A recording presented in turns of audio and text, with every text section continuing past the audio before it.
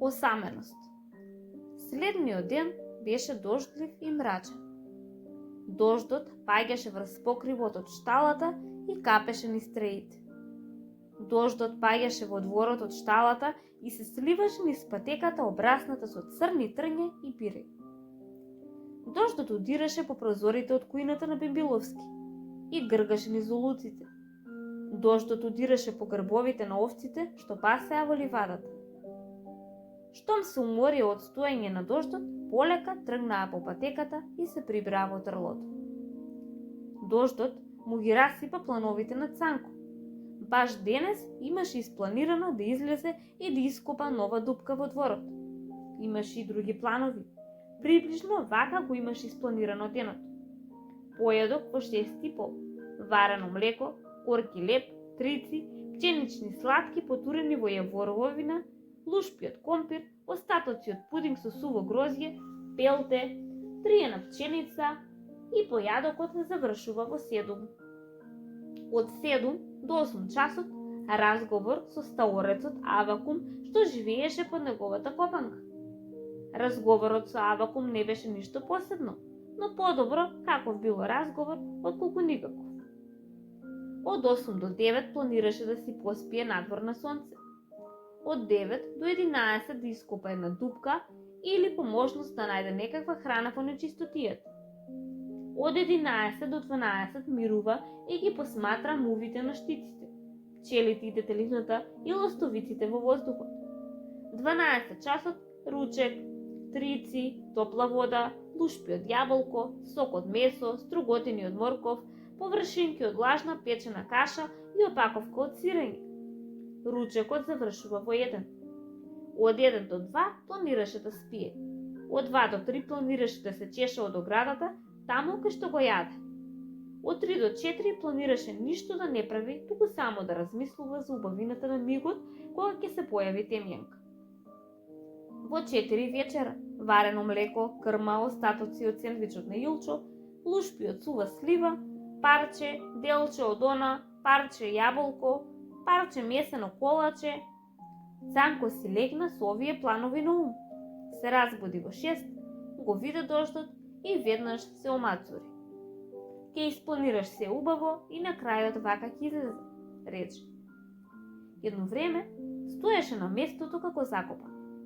Потоа дојде до вратата и погледна надвор. Капки дожд го удрија по лицето. Дворот беше студен и влажен. Во копанката имаше цела педа дождовница. Од Авакум немаше ни трага ни глас. Таму си е вакуме, викна Цанко. Одговор немаше. Одеднаш се почувствува осамен, без пријатели. Деновите ми личат како јајце на јајце, скрофта. Многу сум мал, немам вистински пријател во шталава. Ќе врне цел ден, а темјанка нема да дојде по ова време. О, Господе! И Цанко пака заплака повторпат во последните 2 дена. Во 6:30 Цанко го слушна дзингарењето на кофата. Надвор, на дождот, стоеше Илчо и го мешаше појадокот. Гуц, гуц, рече Илчо. Цанко не се помрдна. Илчо ја истури помијата, ја истружи кофата и си замина. Тој забележа дека нешто не е во ред со прасето. Цанко не сакаше храна, туку љубов. Сакаше пријател. Некој што ќе си игра со него. Баш ова и го кажа на куската што мирно седеше во аголот на пондилата. Ке дојдеш ли да си поиграме, ја праша. Никако, никако, никако, рече куската. Квачам јајца, точно 8. Треба да им држам топло. Треба да бидам баш овде. Јас не сум палава авка. Не си играм кога имам јајце за квачење. Чекам гучиња. Сигурно не чекаш клука и дрвчиња, рече Цанко горко. Потоа се обиде со едно од јагнињата. Те молам, ќе си поиграш ли со мене? Го праша. Не доаѓа предвид, рече јагнето. Како прво, не можам да дојдам кај тебе оти сум премало за да скокам преку огради. Како второ, не сакам прасиња. За мене прасињата се подолу од ништо. Што подразбираш под подолу од ништо? Одговори Цанко. Ми се чини дека не постои ништо што е подолу од ништо. Со ништо завршува се. Од тука подолу не се може. туку едното. Како може нешто да биде подолу од ништо? Да имаше нешто подолу од ништо, тогаш ништото не ќе беше ништо, туку нешто. Иако тоа би било само едно мало ништо. Но, ако ништото е ништо, тогаш ништото нема ништо што е подолу од себе. Замолкни, рече јагнето. Оди играј си сам. Со прасиња не си играм. Натажен Цанко легна и се заслуша во дождот. Набрзо го виде стаорецот како се јази по косата, како со штица по скала. Ке играш ли со мене, Авакуме? Праша Цанко. Да играм, рече Авакум, прчејќи ги мустаките. Да играм. Јас не знам ни што значи тој збор. Значи, рече Цанко, значи да се забавуваш, да се веселиш, да трчаш, да се префрлаш, да бидеш радосен. Никогаш не го правам она што не можам да го правам, одговори стаорецот кисело. Најмногу сакам да го минувам времето во јадење, грицкање, дзиркање, криење. Важам за ненаситник, а не за веселник. Баш затоа што одам кон твојата копанка да ти го изедам до ручекот. Зашто очигледно не ти текнува сам да си го изедеш. Стаорецот Авакум крадешком продзенка под зидот и ичезна во тунелот што сам си го имаше ископано помеѓу вратата и копанката во дворот на Цанко. Авакум беше вешт стаорец и сакаше работите да си ги тера по свое. Тунелот најдобро зборуваше за неговата вештина и преданост.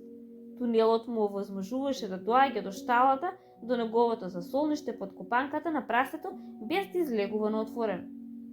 Тој имаше тунели и ходничиња низ целиот имот на Бимбиловски и можеше да се движи насекаде без да го видат. Обично дење спиеше, а ноќе излегуваше. Цанко го посматраше додека овој чезнуваше од тунелот. Помалку го видеше лестиот нос на стаорецот кога се подаде од подрвената копанка. Авакум внимателно се прикрате до работ на копанката. Цанко одвај можеше да гледа како во овој стежнат дождлив ден му го јаде појадокот.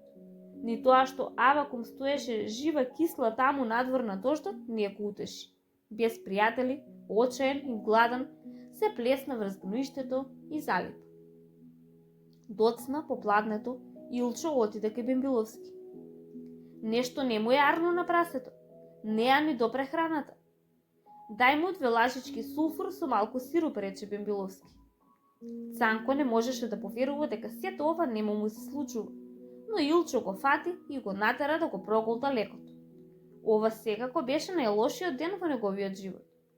Не знаеше дали ќе издржи оваа неподнослива осам. Темницата се спушти насекаде.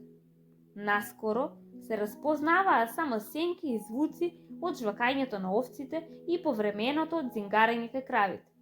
Замислите колку се изненади Цанко кога од темницата слушна тенко гласче дотогаш непознато за него.